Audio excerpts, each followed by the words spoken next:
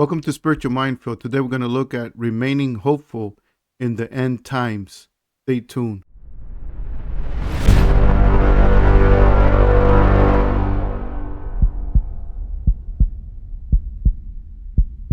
So we're going to look at Luke chapter 21, and we're going to see that even though many bad things is going to happen, especially before the rapture, I mean, we could see really scary stuff.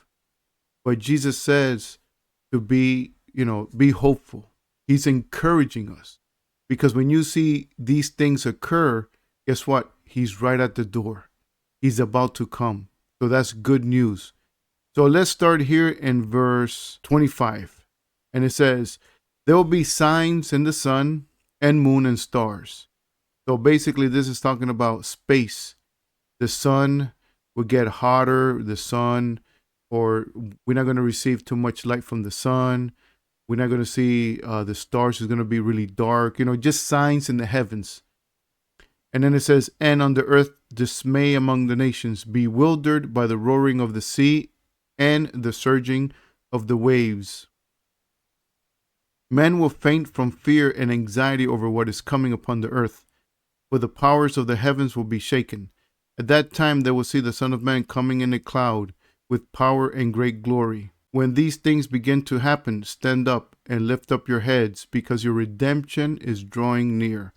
Okay, so it says here, dismay. Let's look at that word here, dismay, in the Greek. So this is what it means.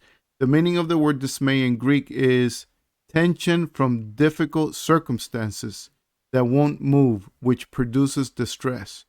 So basically, many people will see things coming upon the earth that's going to make you anxious, very worried, almost like there's no hope.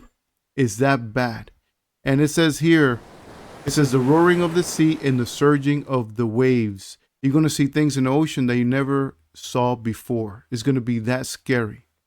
And then it says men will faint. And here the word faint means to lose your breath or to be completely, there's no hope. You're completely hopeless. And also is what the word means here, faint. Basically, you lose your breath and you faint. So it's going to be so scary what's coming upon the earth that people will physically faint. And then it says from fear and anxiety over what is coming. And then, but look what Jesus says here in verse 28. When these things begin to happen, meaning when you start to see certain things in the heavens and the ocean and anywhere else, he says, stand up and lift up your heads because your redemption is drawing near, meaning the rapture is about to take place or is right around the corner. When you see that, you know that Jesus is coming very soon. Now, of course, we don't know the day or the hour. We don't know exactly when the rapture is going to, happen or is going to occur. But Jesus is saying that when you see these things, start looking up because Jesus will come soon. He's coming soon. So we don't know the day or the hour, but we do know when it's getting close, meaning we do know the season, but that's what we know. And we know that it's very, very soon.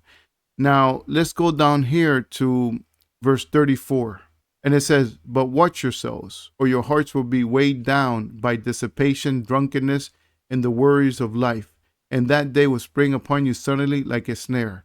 So you have to be ready, spiritually ready, meaning you cannot be doing things that you know is wrong. You can't be getting drunk.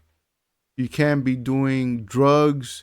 You can't do things that you know displeases the Lord, because you got to be ready. You got to be spiritually ready, because when Jesus comes, you're going to get surprised, and you don't want to be raptured or taken to be with Christ. If you're a true believer doing something sinful, you're going to be very disappointed, and you're going to be embarrassed and shameful. Okay, verse 35. For it will come upon all who dwell on the face of all the earth.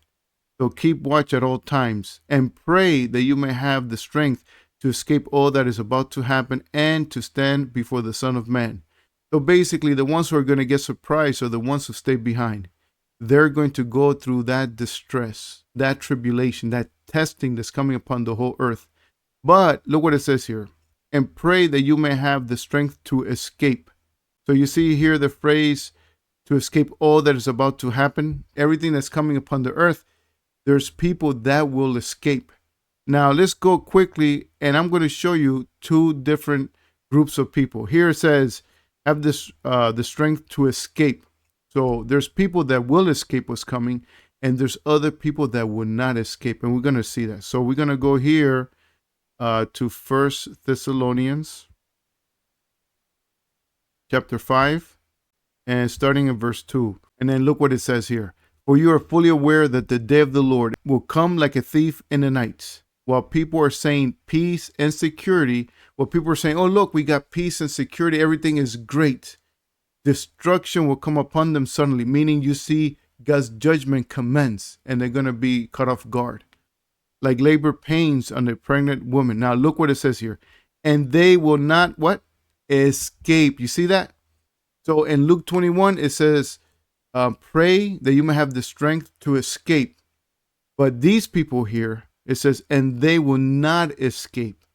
So basically, if you don't have the Holy Spirit, if you don't belong to Jesus, you will not escape. You will stay behind to go through it. But if you do have the Holy Spirit and you're born again Christian, you will escape. You will not go through it. But if we see things, if things starts getting scary and you see many bad things happening in the world, well, guess what? Stand up and lift up your heads, because your redemption, the rapture, is drawing near, meaning Jesus is coming for the church.